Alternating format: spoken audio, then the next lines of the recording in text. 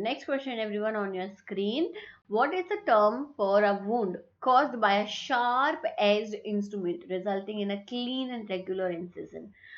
अगर आप कोई वुंड है जो कि शार्प एज इंस्ट्रूमेंट से किया गया है तो उसका क्या रिजल्ट होगा? लेसरेशन, एब्रेशन, इंसाइज्ड वुंड या contusion?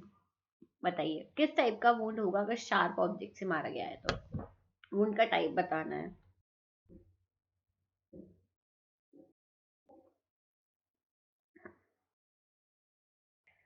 Give your answers in the live chat everyone. Don't forget to like the video और सब्सक्राइब नहीं किया तो सब्सक्राइब भी कर लीजिएगा. Clear? Okay everyone, so question number 6 का आंसर आप सभी ने दे दिया है. Option number C is the right answer. Incised wound में हम शार्प ऑब्जेक्ट्स का यूज करते हैं. Clear? Next question, question number 7. What नहीं, which of the following is a characteristic feature of an entrance wound caused bye a gun shot? Gun shot है, गोली से मारा गया है, तो जो एंट्रेंस वुंड है जिस साइड से एंटर हुआ है, मान लो ये किसी की खोपड़ी है, ठीक है, यहाँ से एंटर हुआ है तो ये यहाँ ये एंट्रेंस है, यहाँ से एग्जिट होता है तो यहाँ से हम एग्जिट वुंड बोलते हैं. तो एंट्रेंस वुंड किस टाइप का होगा? Abrasion collar, stellate collar, contusion ring या linear pattern? Tell me the right answer everyone. क्या होगा answer? A, B, C, D. बोलो. आगे आंसर सभी का. क्वेश्चन नंबर 7 का राइट आंसर है क्या? A. Option number A, abrasion collar. Clear?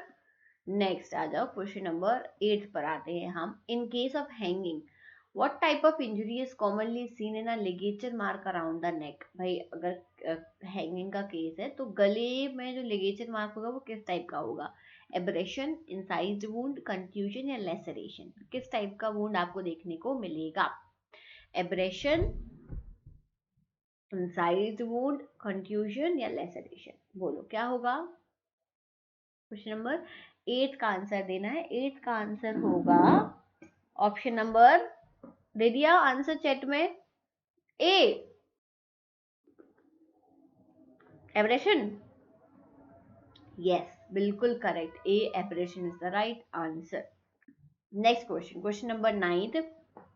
What is the primary factor used to determine the age of a bruise or contusion in forensic analysis? अगर हमें as पता करनी है कितना पुराना ये जो है इंजरी है तो हम कैसे पता करेंगे? Colour change, location of injury, shape of the wound या डेप्थ ऑफ द वुंड? बताओ.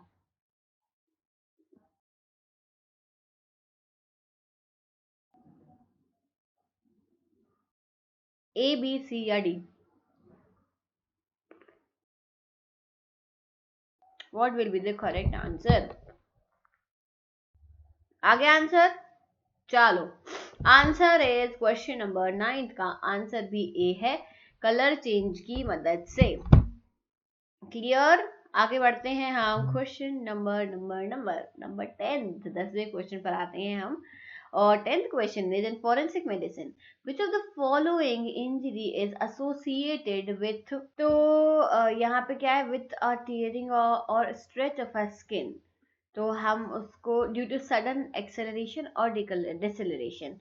फॉरेंसिक मेडिसिन में इंजरी जिसमें टीयरिंग और स्ट्रेचिंग हो रही है स्किन की, उसको हम क्या बोलेंगे? कंट्यूजन, लेसरेशन, एब्रेशन या अवल्जन? क्या बोलेंगे हम उसको? ए, बी, सी और फिर डी? क्या होगा बच्चों आंसर? बोलिए, बोलो बच्चों, बोलो क्या होगा आंसर? अच्छा मुझे एक बात बताओ, आपके यहाँ पे मौसम कैसा है? मौसम की जानकारी दो जरा. आंसर भी दो और मौसम भी बताओ. ठंड हो रही है? ठंड तो नहीं हो रही होगी, गर्मी हो रही होगी. पर अभी भी ये समझ नहीं आ रहा होगा कि ये रात में हमें बीच में कंबल लेने की जरूरत क्यों पड़ती है. फैन भी चलाना पड़ रहा है. सर्दी भी हो रही है लेकिन आइसक्रीम खाने का भी मन होता है. क्या है ये? What is this? सिर्फ मेरे साथ ही ऐसा हो रहा है कि आपके साथ में भी ऐसा ही हो रहा है? I don't know. बताना मुझे जरूर, ठीक है. चलो, क्वेश्चन नंबर 10th का आंसर है option number B, laceration. Okay. चलो next question, question number 11th. 11th is rigor mortis first evident in rigor mortis, यानी कि ग्रेविटी की वजह से पूरा का पूरा जो ब्लड है वो नीचे आने लगता है, तो वो सबसे पहले किस में देखने, ओ सॉरी राइगर मोर्टिस में ऐसा नहीं होता, राइगर मोर्टिस में बॉडी स्टिफनिंग होती है, स्टिफनिंग ऑफ बॉडी होता है। तो ये सबसे पहले कब देखने मिलता है, आईलिड्स, इंटेस्टाइन, इंटरस्टिशियल मसल या फिर मायोकार्डियम, सबसे पहले आपको कहाँ पे दिखेगा, राइगर मोर्टिस।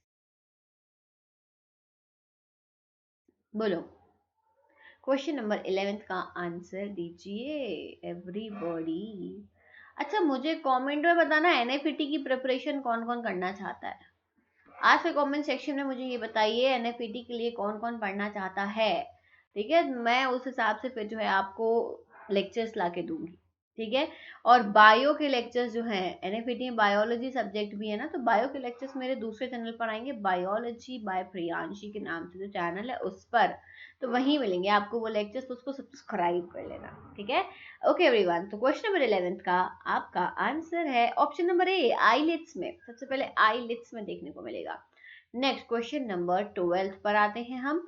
क्वेश्चन 12th बोल रहा है ओडर ऑफ मम्मीफाइड बॉडी, अगर किसी बॉडी को मम्मीफाइड कर दिया है, मम्मी सुना है ना, मम्मी नहीं मम्मी, मम्मी मम्मी वो होती है बॉडीज पे, वो पूरा इजिप्ट में बोलते हैं इजिप्ट की मम्मी है, ये मम्मीफाइड कर दिया, तो क्या उसमें से किस टाइप की ओडर आती है, पंजेंट, ऑफेंसिव, प्यूट्रल या ओडरलेस, बोलिए।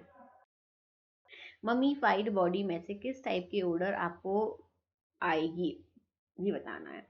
ए B C D, dead body है, डेड बॉडी को पूरा मम्मीफाइड कर दिया है, तो उसमें से क्या कुछ ओडर आएगी, नहीं आएगी, पंजेंट होगी, ऑफेंसिव होगी, कैसी होगी, आपको बताना है।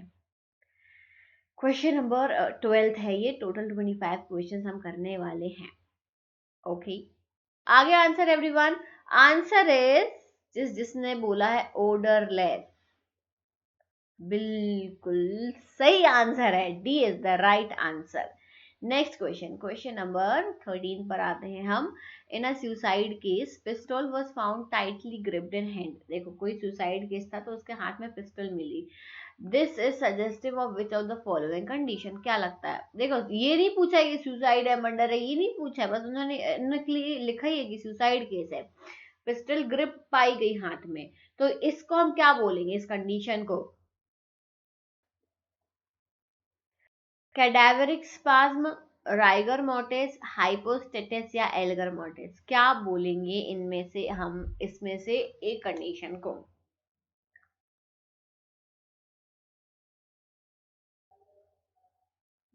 बोलो क्या बोलेंगे। आ गया क्वेश्चन नंबर 13 का आंसर बता रहा है आपको, 13th क्वेश्चन का आंसर क्या होगा।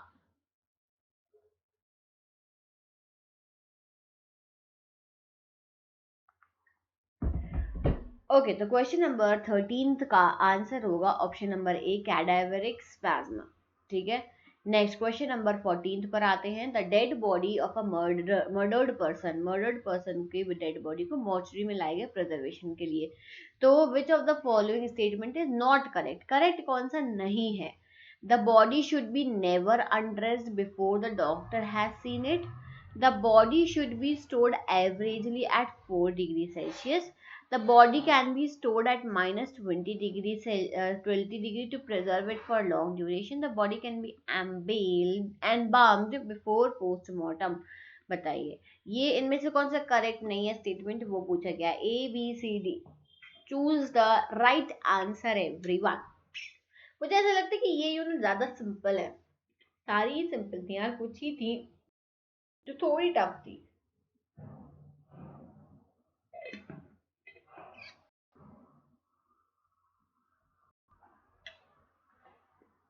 कैसा पानी लग रहा है यार, अजीब सा।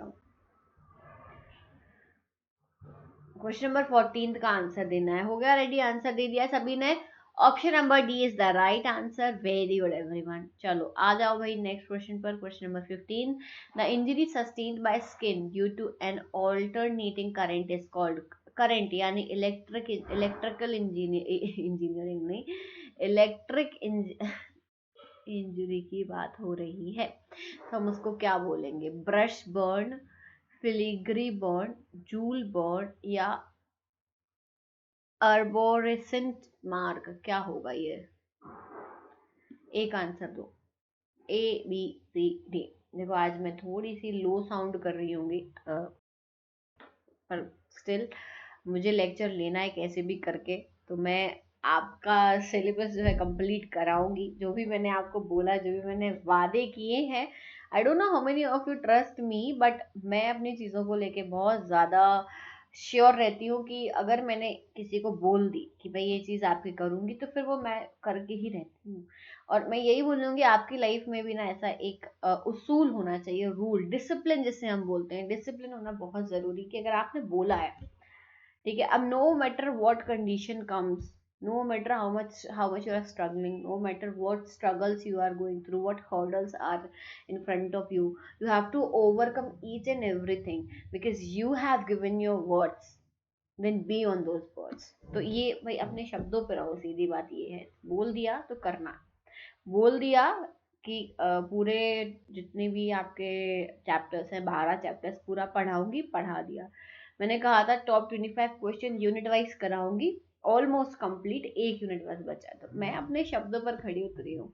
और जो मैंने अगर ये बोला कि मैं और कोई क्लासेस लूंगी, अगर मैंने अनाउंसमेंट कर दिया है, मैंने टाइम टेबल डाल दिया है, तो उसके हिसाब से हम जरूर वो करेंगे, ठीक है। चलो, द क्वेश्चन 15 का आंसर होगा यहाँ पे, क्वेश्चन नंबर 15 का आंसर इज जूल बर्न। ऐसे कैसे याद रख सकते हैं, जूल यानी जूल्स क्या है, जूल्स एक यूनिट होती है ना फिजिक्स में, जे, जूल्स, तो हम इससे याद रखेंगे, समझ गए। ओके, नेक्स्ट क्वेश्चन नंबर 16 पर आ जाओ। 16, the objective of a medico legal autopsy include, medico legal autopsy का ऑब्जेक्टिव क्या है? Identification of a victim, determining time since death, determining cause of death, identifying the accused। क्या क्या हो सकते हैं इसमें से? C and D are correct, B, C and D are correct, A, D and C are correct, A and D are correct। देखो cause of death पता करना तो रहेगा, यानी कि C ऑप्शन तो होना ही चाहिए, तो इसमें अगर C नहीं है तो फोर्थ काट दो, इसमें बाकी सब में C है, A, B, C, यानी 1 2 3 तीनों में ही है। क्या होगा इसका करेक्ट आंसर? आगे आंसर 16 का 1 2 3 1 2 3 क्या होगा? Determining time since death, identification of victim, determining cause of death, identifying accused. क्या होगा इसका आंसर? तो answer is option number 3। Very good, keep it up everyone. Next question, question number 17 पर आ जाते हैं। 17 क्वेश्चन बोल रहा है, in road side vehicular accident police brings the body of the victim for autopsy. Accident हुआ, ठीक है, कोई व्हीकल का, तो पुलिस ने बॉडी को ऑटोप्सी के लिए भेजा। तो ये किस टाइप की ऑटोप्सी आएगी? मैंने कई सारे टाइप्स पढ़ाए, जैसे clinical autopsy, medico legal autopsy, anatomical autopsy, all of the above are same. तो इनमें से कौन सी ऑटोप्सी ये कहलाएगी? बोलिए। पुलिस लेके गई है बेसिकली बॉडी को, तो किस टाइप की ऑटोप्सी होगी? देखो, जब कोई फैमिली मेंबर कराते हैं तो हम उसको क्लिनिकल ऑटोप्सी बोलते हैं, बट जब पुलिस ले जा रही है बॉडी को ऑटोप्सी के लिए, तो उसको हम मेडिको लीगल ऑटोप्सी बोलते हैं। शाबाश, क्या बात है, पढ़ाई तो कर रहे हो यार तुम लोग, ऐसा नहीं है। Good good good. Question number 18, arrange the change that appear in cadaver in sequential order. Cadaver यानी कि डेड बॉडी, तो डेड बॉडी में जो चेंजेस होते हैं, एक सीक्वेंस होता है चेंजेस का, तो वो आपको बताने हैं। Cooling, rigor, marbling, mummification, rigor, cooling, marbling, mummification, rigor, marbling, cooling, mummification, cooling, rigor, mummification, marbling. A B C D, इनमें से क्या आंसर होगा? ए बी सी या डी? बोलिए, गिव मी दी आंसर। ये मैंने पढ़ाते टाइम भी बताया था कि एक बॉडी में धीरे धीरे क्या चेंजेस हमको देखने को मिलते हैं, तो क्वेश्चन नंबर 18 का आंसर उसी के अकॉर्डिंग आप सभी को देना है। बोलो बच्चों, क्या होगा? 18 का आंसर देना है। यार लास्ट क्वेश्चन क्या था? 1 मिनट, हाँ 1 मिनट रुक जाओ। हाँ हाँ सही बोला था मैंने, मेडिको लीगल ऑटोप्सी, कोई गड़बड़ नहीं है, मुझे थोड़ा सा कंफ्यूजन हो गया। ओके, 18 का आंसर आ गया। सबसे पहले क्या होगा? सबसे पहले कूलिंग होती है बॉडी की, फिर होता है राइगर मोर्टिस, फिर मार्बलिंग एकदम जम जाना, फिर होता है ममीफिकेशन। आंसर क्या होगा? Option number A is the right answer. Very good. आगे बढ़ते हैं, क्वेश्चन नंबर 19 पर आते हैं। Medico legal report contains, medico legal report में क्या होता है? Details of sine of identification, a report of injury, a report on case filed, details of fingerprint. Medico legal report जो बन के जाती है उसमें क्या प्रेजेंट होता है, ये आपको आंसर देना है। आप जब तक आंसर दो, everybody give your answer in the comment section, comment नहीं बेटा, लाइव चैट में दो आंसर। 5 सेकेंड का टाइम आप सभी को मैं दे रही हूं आंसर देने के लिए। 1 2 3 4 एंड 5। चलो आगे आंसर, बहुत टाइम मिल गया। आंसर हो गया 19th का आंसर है B, report of injury. Medico legal report जो आती है, पीएम रिपोर्ट जिसे बोला जाता है, उसमें पूरी जो है इंजरीज की डिटेल दी होती है, पूरी बॉडी में कहाँ कहाँ पे इंजरीज हैं। Clear? Next question, question number 20। Blackening and tattooing of skin and clothing can be best demonstrated by luminol spray, infrared photography, ultraviolet ray या magnifying lenses. Blackening and tattooing of skin अगर हो जाती है तो आप उसको कैसे डेमोन्स्ट्रेट कर सकते हो? क्वेश्चन नंबर 20 आंसर देना है आपको। किसका यूज करोगे आप? तो भाई देखो, मैग्नीफाइंग लेंस से नहीं पता चलेगा, डी ऑप्शन काट दो। ए बी सी में से एक आंसर आपका होगा। दो आंसर दे दिया आंसर।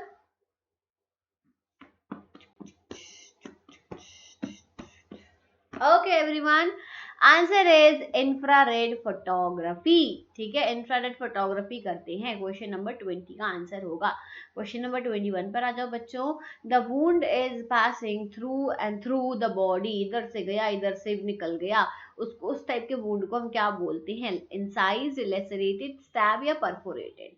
इंसाइज, लेसरेटेड, स्टैब या परफोरेटेड, इस टाइप के वुंड को हम क्या बोलते हैं, ये आपको बताना है। क्वेश्चन नंबर 21 बोलो।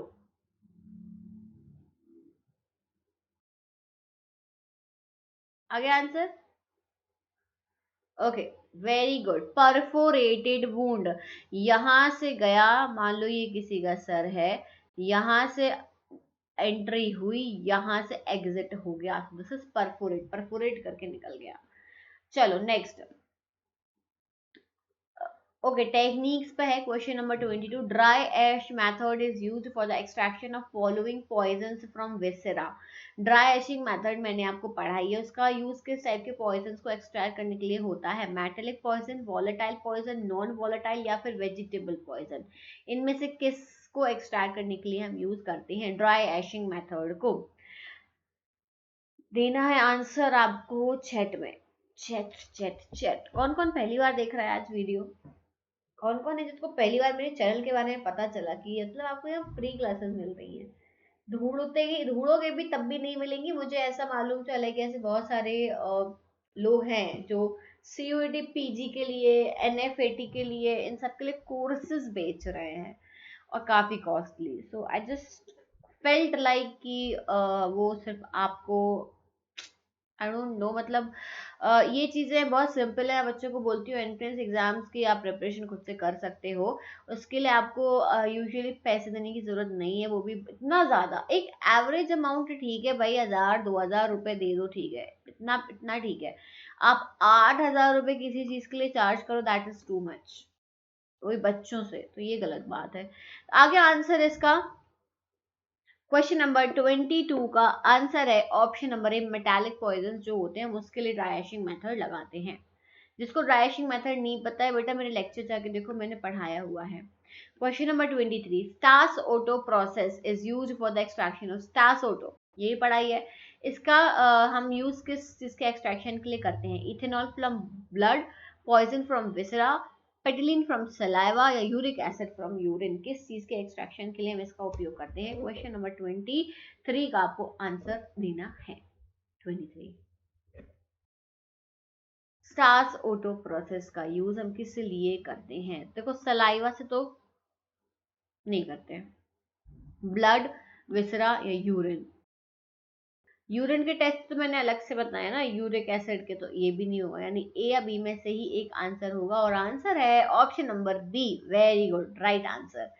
और आज का सेकेंड लास्ट क्वेश्चन ये रहा, first autopsy in India was done by, सबसे पहली ऑटोप्सी इंडिया में किसने कराई थी?